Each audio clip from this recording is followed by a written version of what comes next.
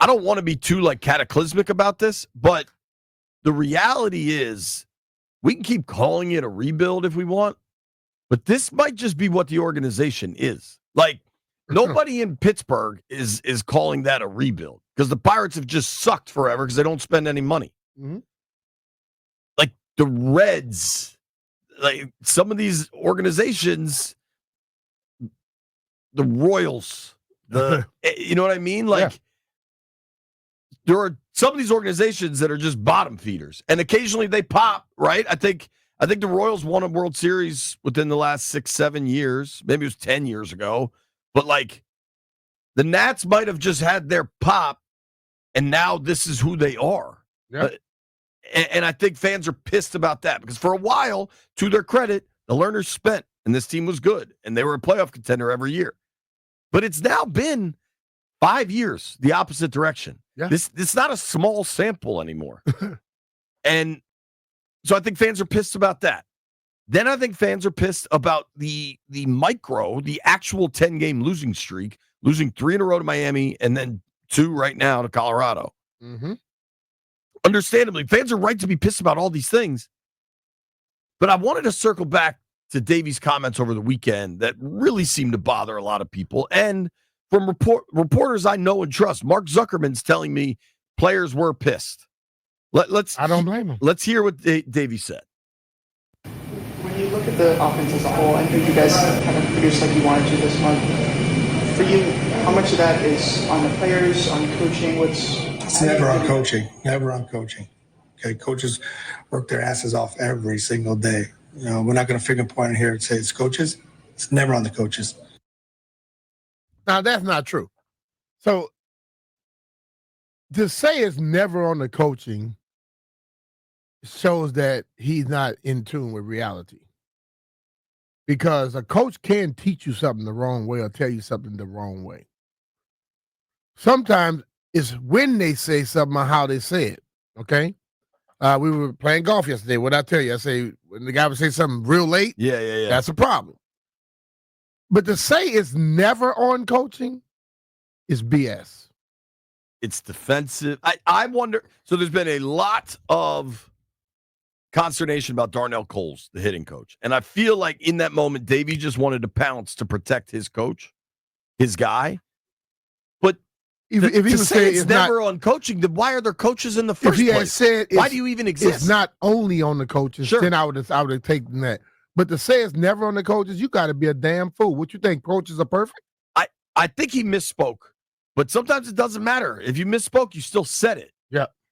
And I wonder, I'm not talking, you are a sage, very smart, calm grandfather now.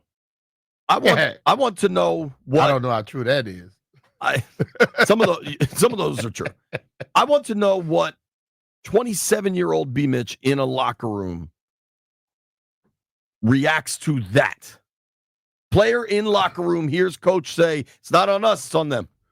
I would have probably talked directly to that coach. And I was smart enough not to do it in front of other players or people like that. Walk in his office, have a conversation, and say, dog, you didn't mean to say what you said, did you? Because right now you're saying that we are screwing up and you all are perfect and you all are shouldn't be given any blame. And if that's what you truly believe, then guess what? You just lost this whole damn locker room. And I can understand now where what's the young lady that called it yesterday?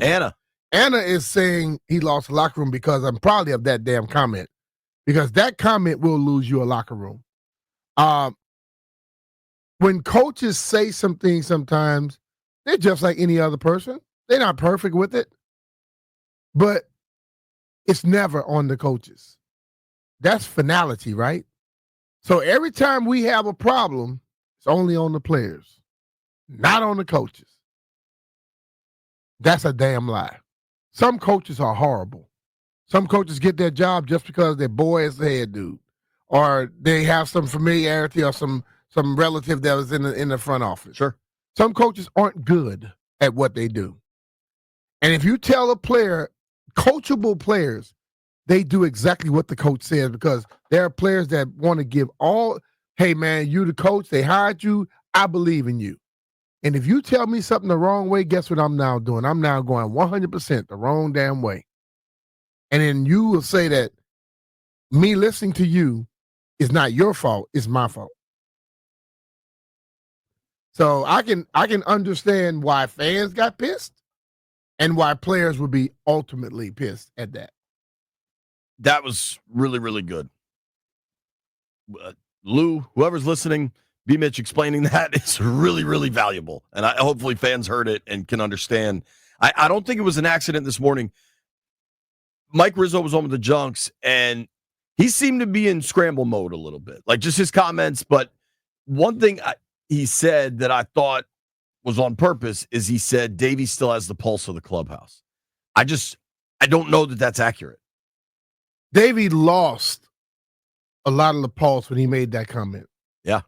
Because at that point, you're in a dire situation. This is when you're supposed to galvanize and come together. You basically pushed your players away and you pulled your coaches closer to you, which now make a player have a problem with a coach that he was respecting just a little bit earlier. Because now, if the head man says it's never the coaches, now you're starting to think that coach might have been lying to you, wasn't genuine with you. And that's fractured some relationships right there. You're drawing a line. I would expect him, listen, bro, he needs to, whether publicly or some type of way, go to those players and say, that's not what I meant. I meant to say it's not just the coaches. And then that may help. But it's never the coaches. That's the quickest way to be like losing the damn locker room. You draw a line. You create an us and them where it's supposed to just be all of us together. Mm-hmm. And it's tricky. And it's just like little things. I remember one of my coaches, he said something which I didn't agree with, so I questioned him. And he told me, why are you questioning me? You're supposed to just listen. I said, no. I was taught when I don't agree with something to ask a question. And if you don't have a problem with trying to explain it, then it shouldn't be a problem, right? This dude went on to tell me I had no home training, which to me means now you're knocking my mom and my daddy. Right. So I had to step to him. I listen. Everybody say what they want to say. That you've never been in a locker room, you don't understand the dynamics. Once he started questioning my mom and my dad, then I had to step to him and check him. And he quickly realized that, I better change this up. No, he said, what I was saying is you're not respecting elders. Well, if the elder is wrong, why the hell am I respecting? Because eventually he was wrong. We found out that he was wrong.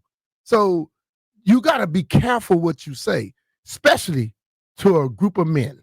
I don't care if they're 21, 22, athletes, or they're 30. They are testosterone-driven dudes who know their craft if they're where they are. And let's be real. People don't just be given jobs to be players in the league. Sure. But a lot of people given jobs to be coaches in the league.